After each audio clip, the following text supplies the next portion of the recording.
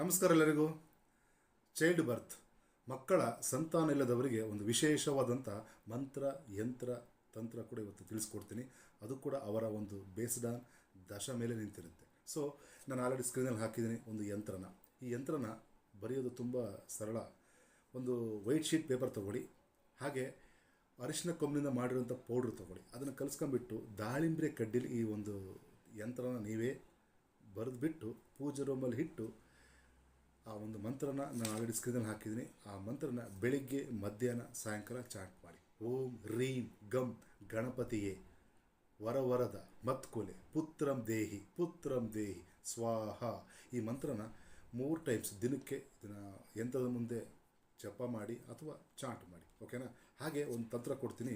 ನಿಮ್ಮ ಸುತ್ತಮುತ್ತಲಿರುವಂಥ ಯಾವುದಾದ್ರೂ ನಾಯಿಗೆ, ಅದರಲ್ಲೂ ಕೂಡ ಕಪ್ಪು ನಾಯಿಗೆ ನೀವು ಮಾಡಿರುವಂಥ ಚಪಾತಿ ಅಥವಾ ರೊಟ್ಟಿನ ನೀವು ಕೊಡ್ತಾ ಬನ್ನಿ.